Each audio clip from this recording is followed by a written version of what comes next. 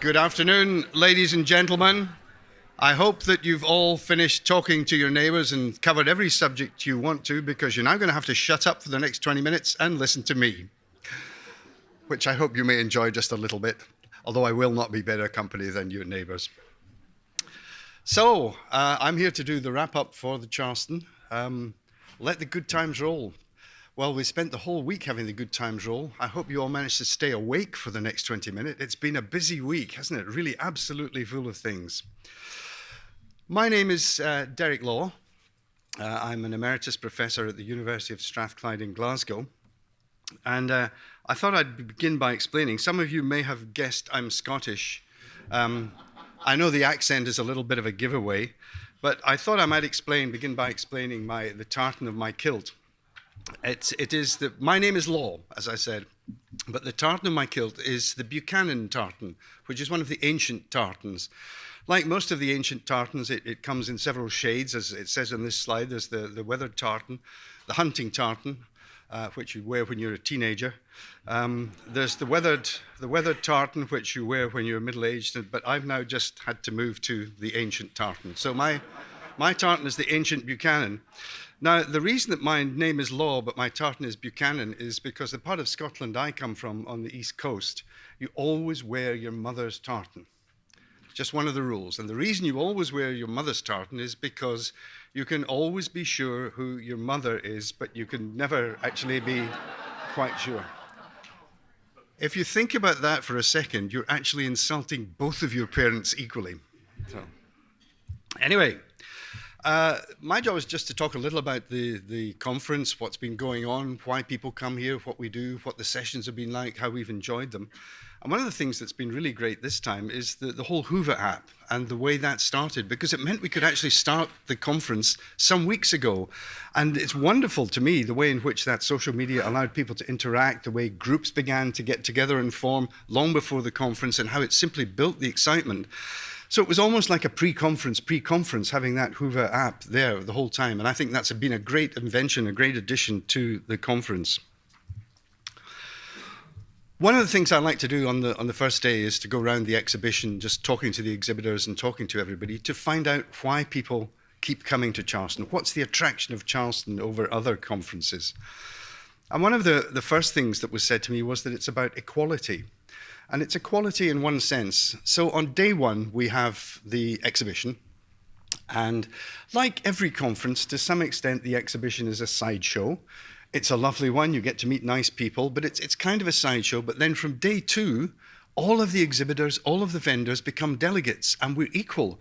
And instead of sitting across tables buying and selling, we sit round tables. We sit together at tables. And that notion of equality between the different areas of life is really very striking, and one that many people commented on. Another one which is surprising with the conference of over 2,000 people, which again I heard many times, was the intimacy of the conference, the way in which the socializing comes together all during the day with so many things happening.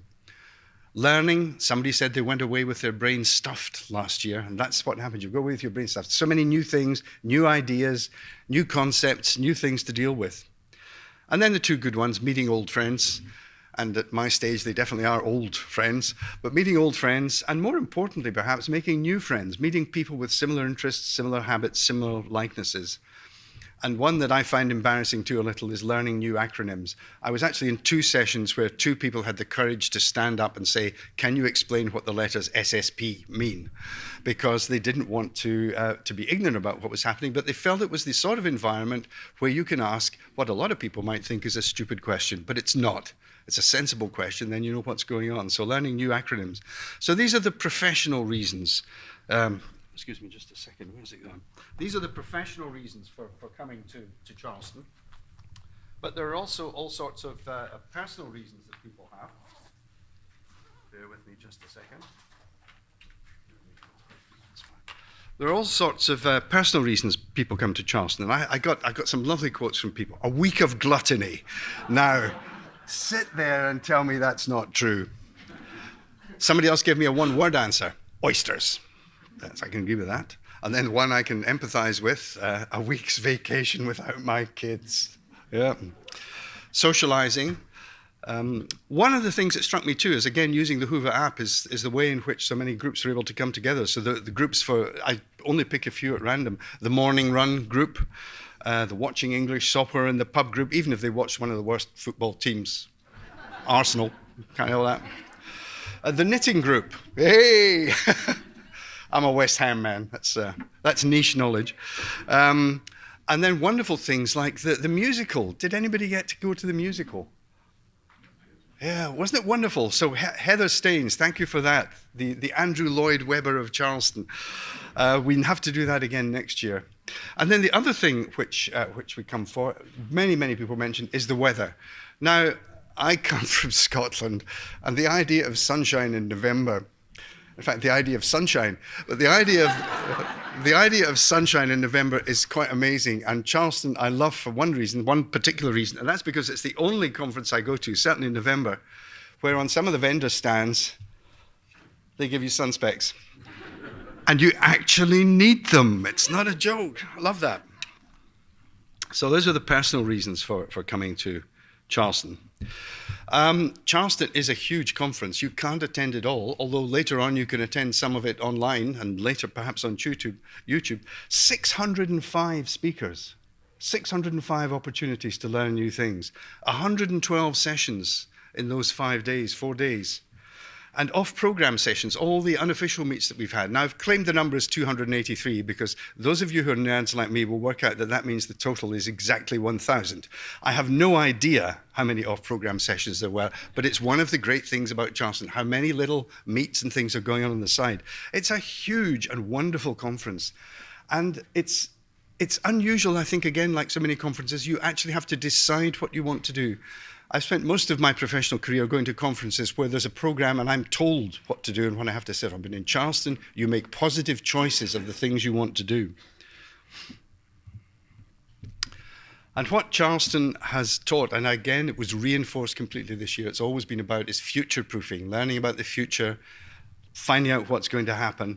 But the important part of future-proofing, which has been in many of the sessions I've attended this week, is that our job here in part is to shape the future and not just to accept the future. We actually can contribute and make things different.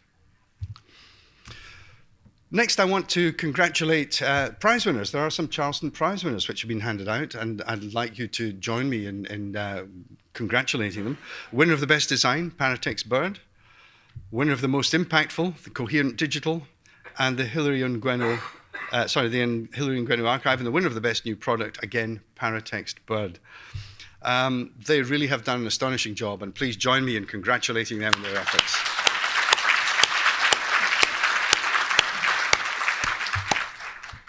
Now, you see, I was just wondering if Darryl was here, that there is another prize for another unofficial race. I don't know if any of you, again in the Hoover app, have been keeping an eye on the leaderboard section. And that's turned into a very unpleasant competition. And the top 10 are shown in the Hoover app. You can have a look at it and you'll see. And inevitably, almost, the top 3 places have gone to 3 over-testosterone-filled males. I came 3rd. I had actually included a little bit of this in my preamble when I was doing my slides yesterday. And then I woke up at 5 o'clock this morning and put the app on and discovered somebody else had taken over the leaderboard. And I've had to change the slides 6 times this morning because these people who are attending the conference, sitting there quietly with their phones, aren't listening to the speakers. They're quietly trying to climb up the leaderboard. And the winner, I'm horrified to say, is Darryl Gunter with 181,300 points. Yesterday, he only had 99,000. What's he been doing the whole time? So the competition for the leaderboard is interactive, which is great. It's competitive, which is, and it's childish, but in a really great way. It's a great way to meet. I've met some lovely people on the leaderboard. Why I was having to change my slides was because from the middle of nowhere yesterday, James Rhodes came. And he's come second. He's finished up with 179,600 points as against Darryl's 183,000. So quite unexpectedly, because nobody knew this was going to happen but me and Leah, I'd like Darryl to come up to receive a prize. Seriously?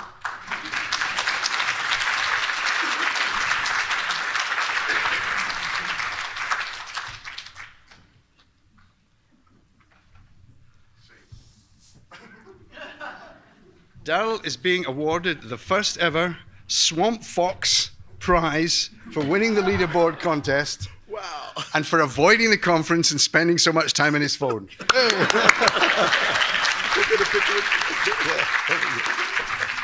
Take a picture. Yep. Okay. There's nothing like self-publicity, is there? There's no shame. There's no shame. No. Oh, okay. Oh, sorry. My wife is going to kill me.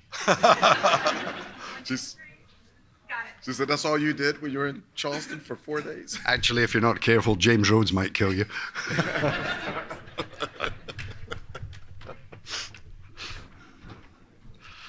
But thank you to everybody. It was good fun playing on the leaderboard and getting to meet some new people and some new faces in not professional, but they turned into good professional relationships.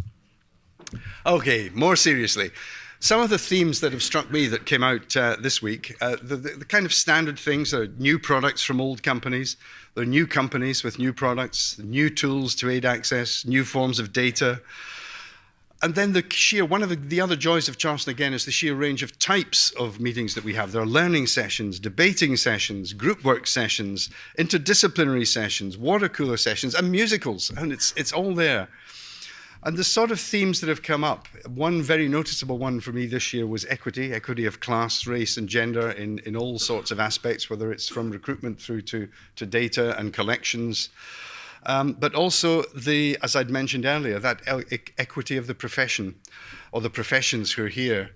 And it's an example I've used before, but I like to think of us as being a bit like a three-legged stool. And the seat of the stool is what delivers information to our clients, whether they're teachers or professors or whoever. It's that stool that provides it, the seat. And the stool is a three-legged stool. So there's the publishers is one leg. There's the vendors who are a second leg, and there are the libraries who are a third leg. And we all need each other, because you know what happens to a three-legged stool when you cut one of the legs off. And to me, that just symbolizes what Charleston is about, the way in which we bring together and create that three-legged stool. Themes, again, coming up, making research accessible to everybody, research dissemination, south-south, not just north-north. I'm particularly interested in that. I've spent quite a bit of my career in Malawi, and they get very upset about some of the north-south relationships, which tend to be very much about giving material about African studies to the south, when actually in Malawi, what we want to do is to share south-south, is to share engineering and medicine and how to deal with malaria and all sorts of things like that. And that whole south-south, there's more from Malawi to learn from India than there is to learn from Norway when it comes to those subjects. So getting the fact that it's not just north-south, but south-south as well is really important. We talked, as we do in many times, about disinformation and misinformation, and how much of that nowadays comes from social media of various sorts. We talked about leadership, followership, and equality, and how important it is. The head porter of a library is just as important as the chief librarian. If you've got a good team, that teamwork is what's really important.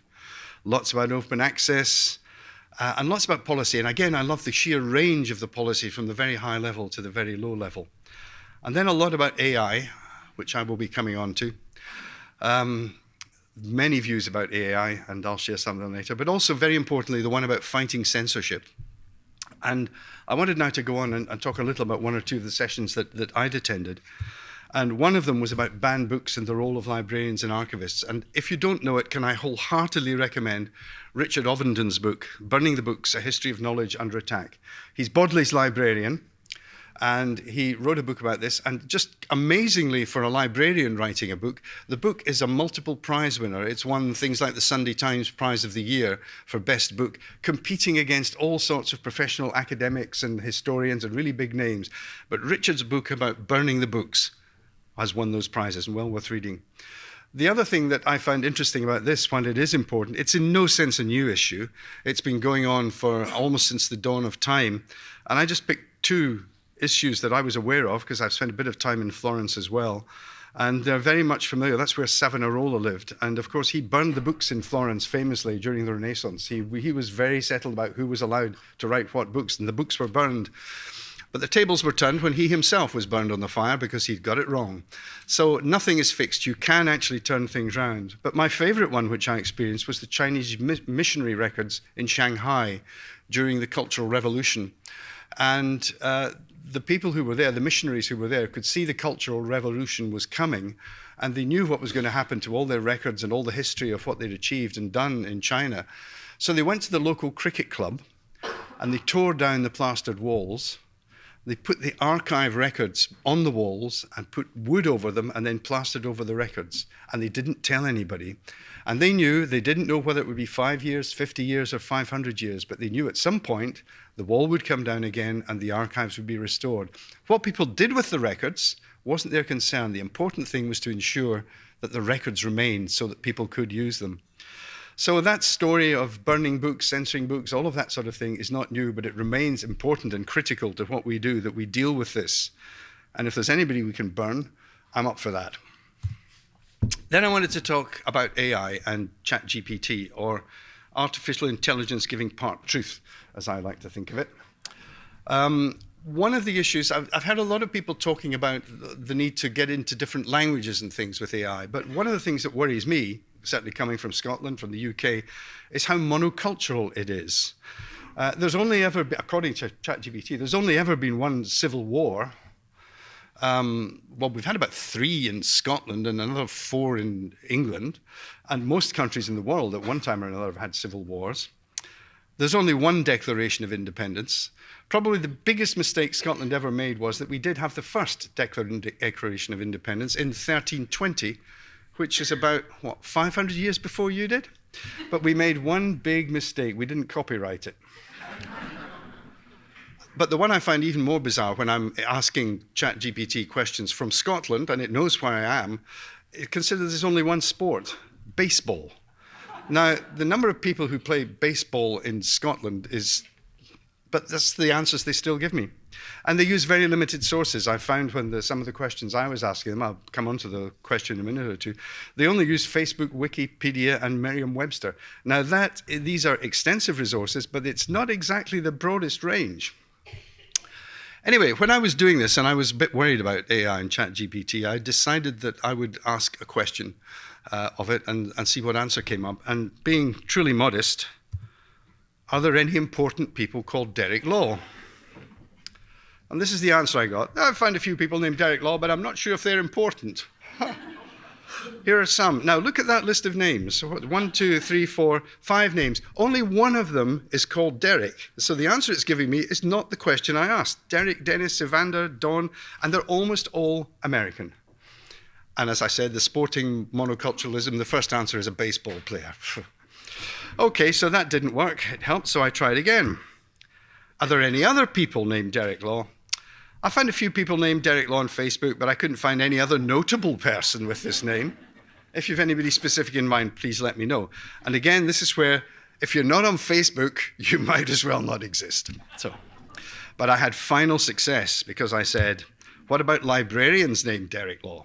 Oh, I'm sorry for the confusion earlier. Derek Law is a common name, and I provided information about a baseball player with the same name. However, I found information about Professor Derek Law, who's a renowned scholar in the field. Thank you. He's authored several publications and has contributed significantly to the development of digital libraries. Okay, so that's very flattering and so on. But Derek Law is a common name? Have you ever heard, other than a baseball player, have you ever heard of anybody else in the world ever called Derek Law? Indeed, Derek anything, almost these days. It was a name of its age.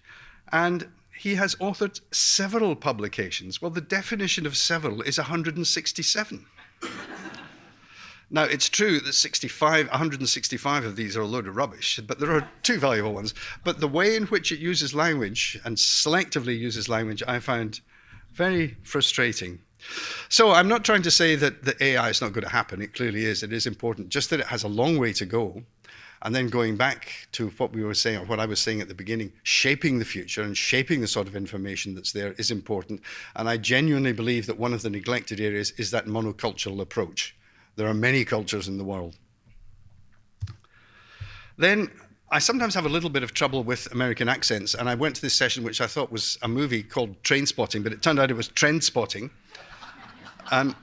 One of the reasons I vaguely thought that is if you look at the pictures of the characters who were in the film, you'll recognize that they're all in the conference committee. I'll let you work out who is who. But the trend-spotting session is a great one. I thoroughly enjoy it. It's about learning as well as interacting together. It's also as a form of group therapy because we sit around in little groups and share our problems and our issues. And it's lovely group therapy. But again, it's all about shaping the future. What do we need to see changing? What do we need to emphasize? What do we need to explore? And it was all about prediction this time, and I like the Mark Twain quote, which I've used before: prediction is difficult, particularly when it involves the future. Then there was the Charleston debate. Campus network security is not the library's job. I don't know if many of you managed to attend the debate this year. Yeah. Well, Rick has done the debate for many years. He's both moderated it and spoken at it, and indeed I have debated against him and lost. But funnily enough, I don't know how many times Rick has been in the debate, maybe 10 or 12. And do you know how many he's won? 10 or 12? Just saying. Then, of course, I had to go to the why retirees stay engaged at Charleston. What's the attraction? Well, the first thing I worked out was the combined panel age is greater than the age of the United States. Charles is taking one here because his dad's involved. It was a very interesting panel, and there was a degree of angst about it, because just looking around this room, and you will have done as you look around the conference, the range of ages who come to Charleston is astonishingly varied and wonderful. And again, you get that exchange of information. I come here to learn, but I also get used a little bit as a mentor, not because I'm special. That happens to everybody who's a little bit older coming to Charleston. You find that interaction between the generations is very productive. And some of the debate here was, should we stay engaged? And the firm and definite answer was yes. It's important that we manage to get that interaction.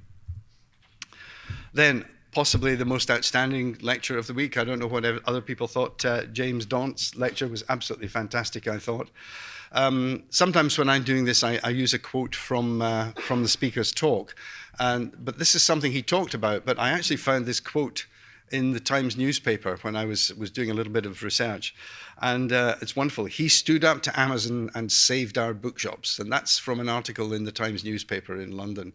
And that's very much what he did. And I think he beautifully and succinctly explained exactly how he was managing to do that. That was certainly a highlight of the conference for me.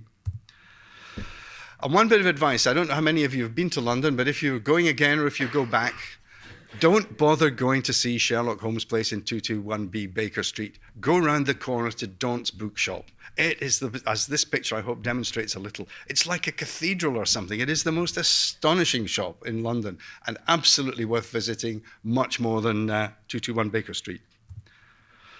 Then this morning we had the long robot arm of the law, all about AI, copyright and libraries. That was fascinating and again slightly scary stuff. As you will know, Anne Okerson has got into the habit of always introducing the thing with a Kenny Rogers song. The guest star. For much of my life when I went around the States, I looked more like him then. I was considered to be a sort of twin brother or duplicate of Kenny Rogers. And I always was asked to sing Islands in the Stream. I won't sing it for you, but I was singing Islands in the Stream. Because, as you can see, there is a vague similarity between Kenny Rogers and I. But what you may not realize until you think about it is the twin sister bit and the way in which Anne Okerson is almost a duplicate of Dolly Parton. So what we're proposing, or what I'm proposing for next year, is that we, instead of the long arm of the law being sung, that Anne and I do a duet of Islands in the Stream, and that we both dress up appropriately. So next I want to thank the old and the new executive director, Leah. Leah is one of these great bosses, I believe, and I define that sometimes as saying that Leah is the one who gets all the blame when things go wrong, and chooses to have none of the credit when things go right. And that's for me, a good definition of bossship. So Leah has done a wonderful job, I think. This has been a great week. There has been the usual, like all ducks swimming on the loch. There have been lots of paddling away underneath, but it's all gone really very smoothly. So Leah.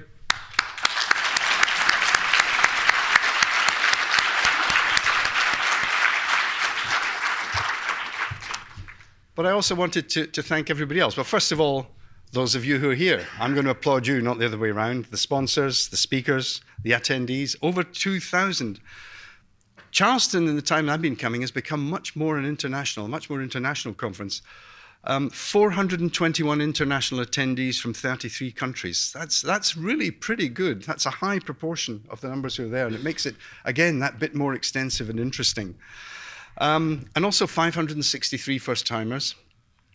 I was thinking of suggesting that actually what we need to do next time, you get these badges, things, which say things like first-timer. I would really like to see us introducing a badge called second-timers, because I suspect that something like 99% of first-timers will come back to Charleston at some point. It's definitely one of the things that once you've experienced it once, you want to experience it a lot more. So thank you all for coming. This is just me to you.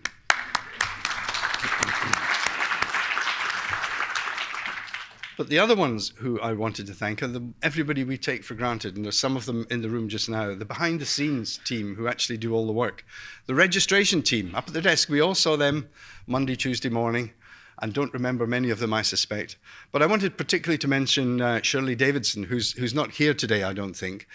Shirley has attended the conference from year 1 to year 43. She began, I gather, in the first year. Her job was to make coffee in the library and carry it across to the classroom where the 20 delegates at the first conference attended. And she's been a stalwart of the organization ever since. So we want to offer great thanks to Shirley for all the work that she has done and wish her a really, really happy retirement.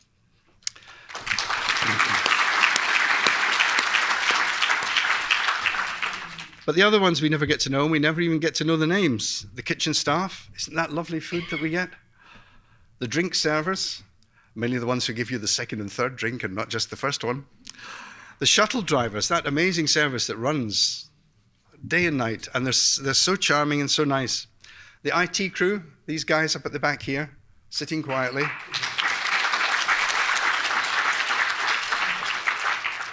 And the Francis Marion team and the Gaillard team, but the ones who actually, again, make this just all go so smoothly. So my vote of thanks and your vote of thanks to all of these people.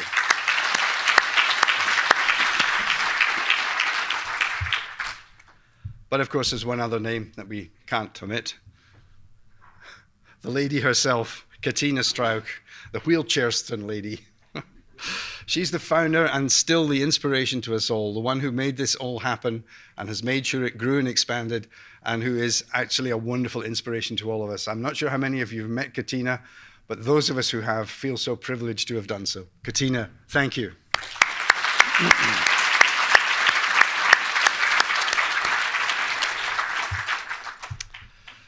Now, I started off by talking about future-proofing. Well, Charleston is for future-proofing, not just something you hear about at Charleston. And as you will have heard, annual reviews are moving in to become the host, the sponsor, the owner, the manager of Charleston. And that's great that we've got that way forward with annual reviews.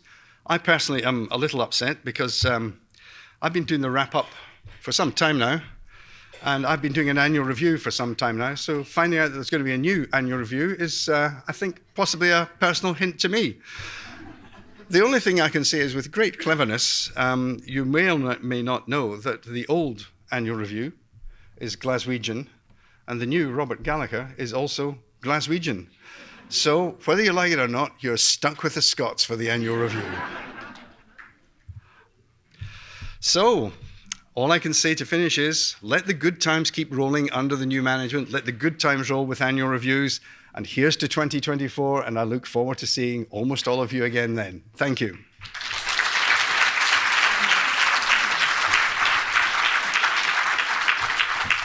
But it's not quite over. There's a little more from Leah.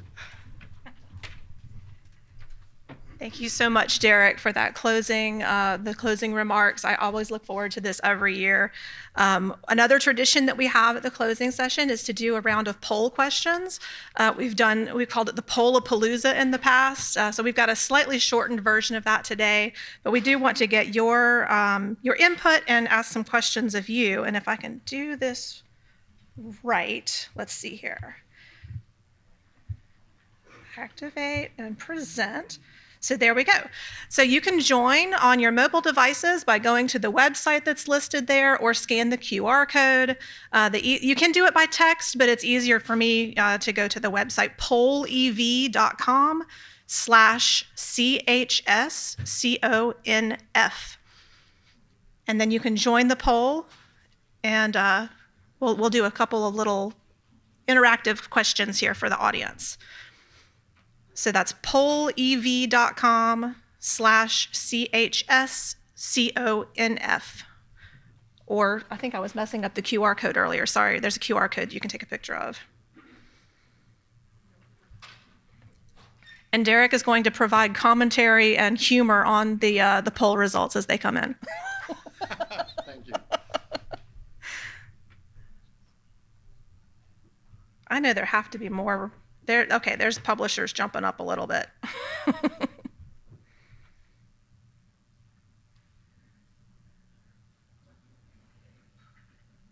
Give it a few more minutes. Is anybody having trouble joining?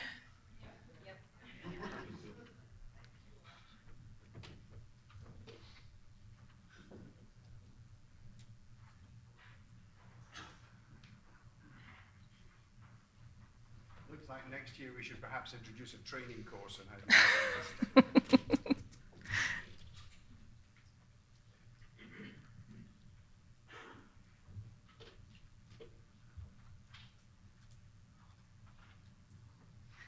Is Aaron Gallagher here? Aaron? I was looking to see. Aaron's one of our conference directors who came up with the Pollapalooza idea back in 2012, I think. So it's been going in some iteration since then. All right, raise your hand if you're still trying to work out how to join. You're still, okay, we still give some more time.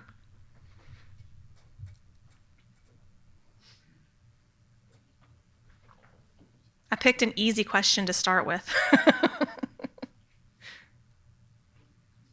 And it's probably fair to say that this is the point where I should quietly welcome the intellectual elite at the conference, the ones who've chosen to stay here after lunch rather than dashing off to the airport.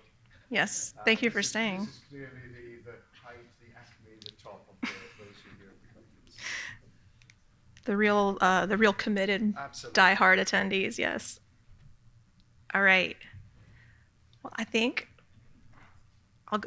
safe to move forward to the next one? Okay, awesome. So this one's a little more difficult on a small device. You can zoom, you can pinch to zoom, but I want to see on the map, where's everyone from? This is one of my favorite ones.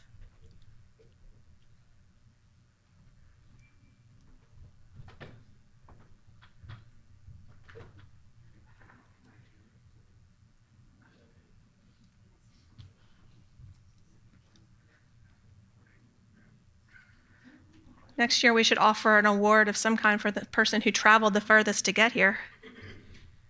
Or you could either offer one for the person who traveled the furthest, or if it was like me, you could travel one who took the longest time to travel, because the 3 hours spent in JFK, I think we should get more points for. But I think this map very clearly is illustrating the point I was making about how international Charleston has become. It's really great. All right. We have that one. Everybody done with that one pretty well? It's still kind of flashing now and then. All right. That's amazing. All right, I'm going to move on to the next one now. All right, how many times have you attended the Charleston Conference? Is this your first conference? A couple of times, 6 to 10, 20, 30 or more, or I am Katina Strauch? I guess we could have had I am Katina Strauch or Shirley Davidson, because they both have been to all 43, but... You can tell that the numbers are beginning to increase because, I've reached that vanity stage where I want to have as many of these labels as I can. But since they've only got the 10 plus years one, they actually at the desk gave me 2 for having come for more than 20 years. I got 2 tests. So we're going to have to introduce a 20-year one and a 30-year one as well, I think. More ribbons is always a good thing. Yep. All right. So for those of you who answered 20 plus years, could you stand up? Because I want to give a round of applause for our... That's a little unfair, because Is if it? you've been here 20 times, you may not be able just to... Oh, stop it. Stop it. Just give them a minute or two. Thank you for 20 and 30 plus.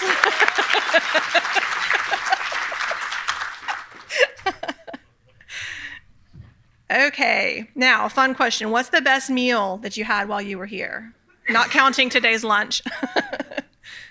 There's so many good restaurants in Charleston. So this one should be an open response where you can type in your answer, whether it's a sponsored lunch or a restaurant that you went to, or I'd love to hear, ooh, the Tempest. I've never been there. Oysters. Yep, slightly north of Broad, Snob. That's a classic.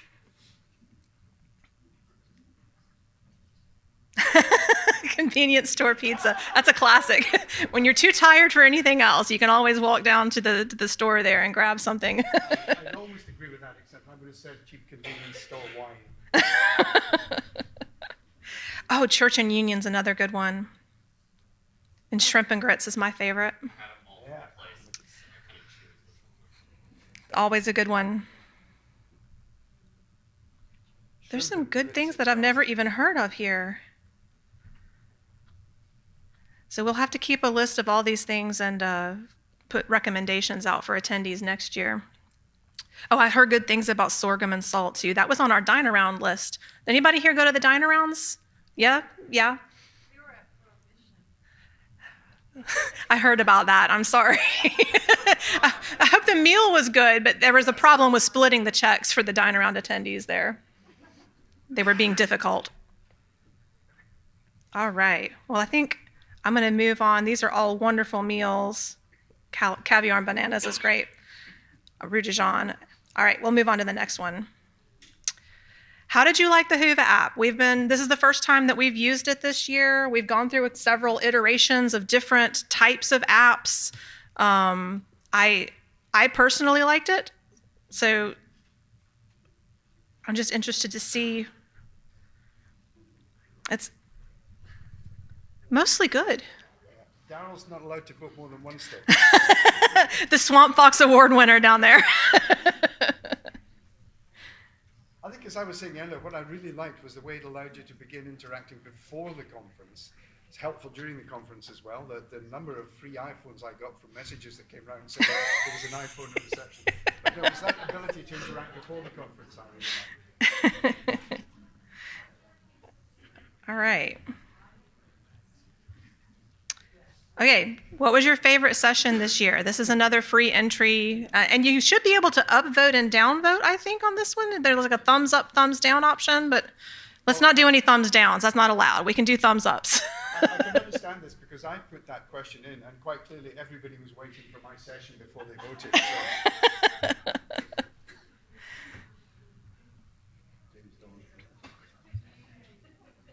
So I can let the video stream. Derek's improv. There's a lot of votes for long arm. OSTP. I'm trying to scroll down to see as it gets added. I can't tell if they're adding to the top or the bottom. It's just all over the place. I actually think that's really encouraging that there are so many answers, because I think, what was it, 512 sessions? And if one of them was so much better than all the others, but actually none of us was able to attend all the sessions, so it's great that there is that range and spread of all those sessions that you can say yes to. Mm-hmm. So we've got some upvotes here for Long Arm of the Law, James Daunt, and Derek. Yeah, keep that one up. Allies, Advocates Partnering Together, Charleston Premiers. Trying to see some of the ones down here. Let the videos stream. More Derek with an exclamation point. You're too kind. Great. All right, thank you. Okay, this is a question that has been asked every year, I think, since 2012 or whenever this started. What was the hottest buzzword? And this is going to do a word cloud. So if yours is 2 words, just put it together or put a little underlined space. If you put 2 words with a space between it, it separates them.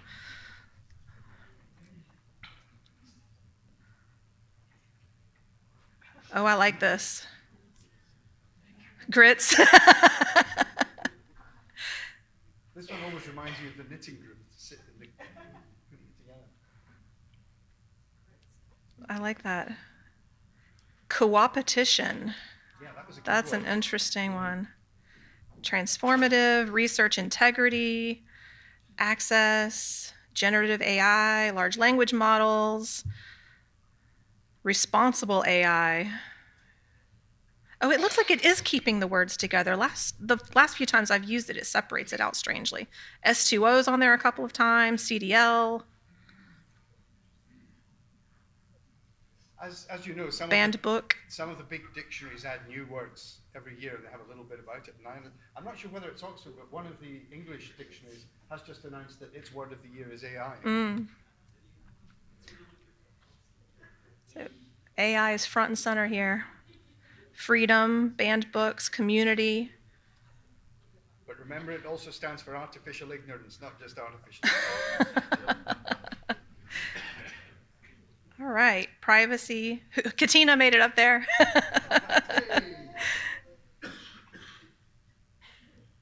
All right.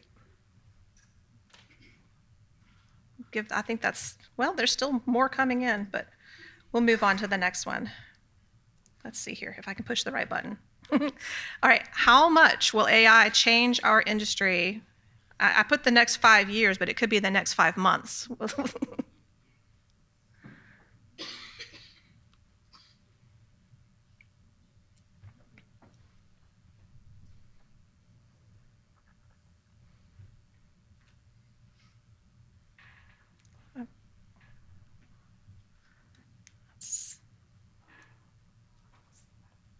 What was the term you said? Artificial ignorance. That was it.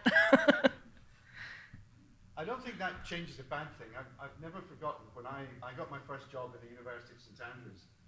And when I went to the University of St Andrews in the early 1970s, the library, both physically and academically, was essentially exactly the same as it had been 300 years earlier, when printing was invented.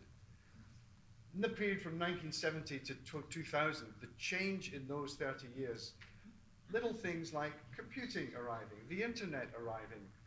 When I started, it was all card catalogs. Who remembers card catalogs? What do we do with catalogers? And the notion of change as being an opportunity rather than a threat is something we've lived with for the last 50 years, unlike generations of our profession. And I think it's an exciting challenge how we deal with it, not just Yeah. because we know how to deal with change. We may not know how to deal with AI, but we know how to deal with change because we've done it every 5 to 10 years for the last 50 years. And that is the perfect lead in to my next question. Oh, no, it skipped it. What happened to it? Did I get it in the wrong order? Hold on a second. There it is. Sorry, it was in the wrong order. Is AI more of a threat or an opportunity?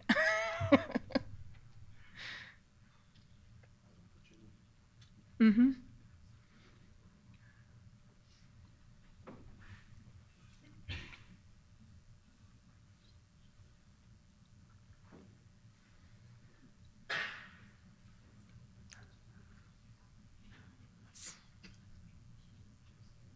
So I'm going to have a time for audience questions and comments after this. I'd like to hear for those of you that are, one way or the other, big opportunity, strong threat.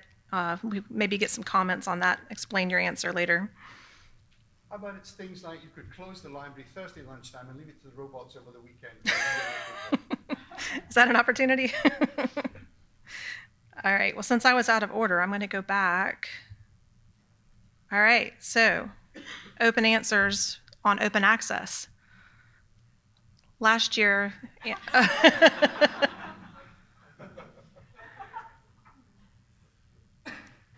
the Wild West. Oh, so this is the one where it's separating the words.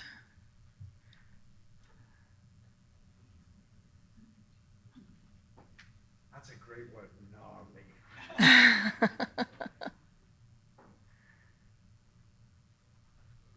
Well, this one's going wild.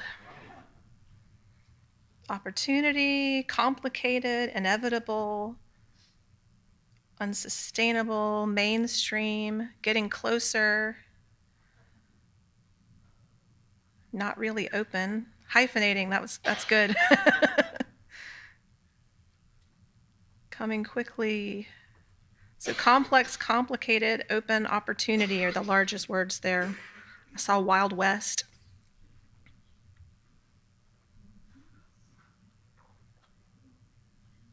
All right. A lot of strong opinions on this one.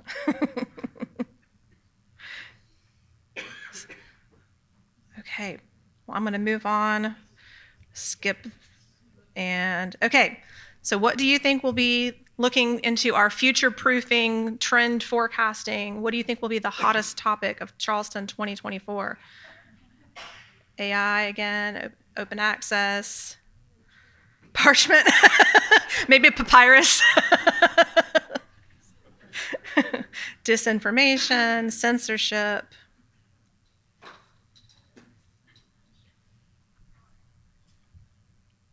Mars?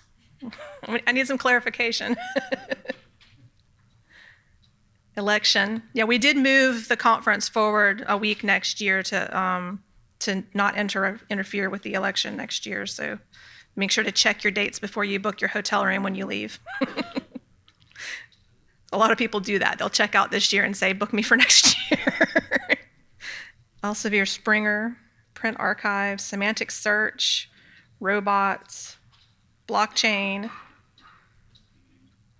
social justice, identity, metadata, Derek's something. Derek's what? Derek's improv, maybe. All right. Budget.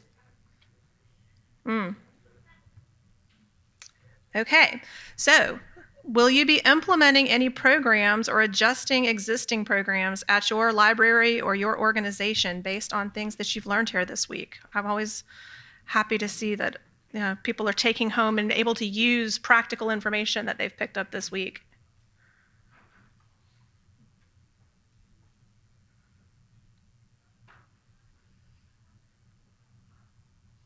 Yes, no, maybe.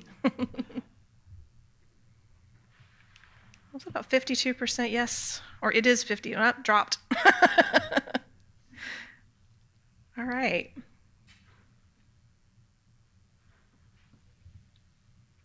All right, and wrapping up, I'm going to ask, you can either put your answers in on the app here for saying goodbye and remarks to close out the session. I would also invite people to come to the microphone if you have any comments, any takeaways from this week that you'd like to share with the group. So you can either do it in the app or come to the microphone. Dawn, you're raising your hand. Come on, just walk on up. Is it on?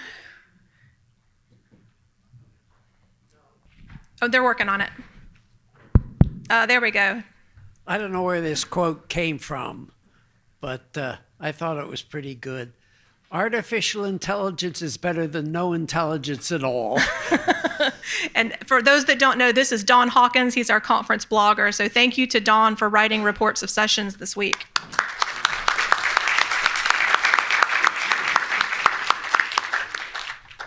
Any other comments or takeaways, explanations for some of your answers for the poll questions? Darrell?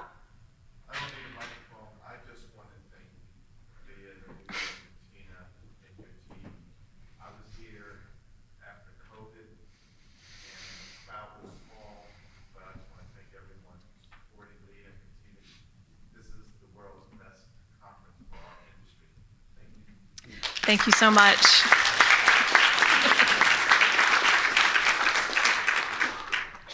That's great. Thank you. Any others? Anyone brave enough to stand up at the mic after this? Different room for poster sessions. That's well noted. I'm glad that we had lots of attendees, but we do need a bigger site. Unfortunately, the Charleston Peninsula doesn't have a bigger venue than the Gilliard, so we would have to move somewhere else. But yeah, use social media, not just Hoover. Sweet roasted hominy. All right.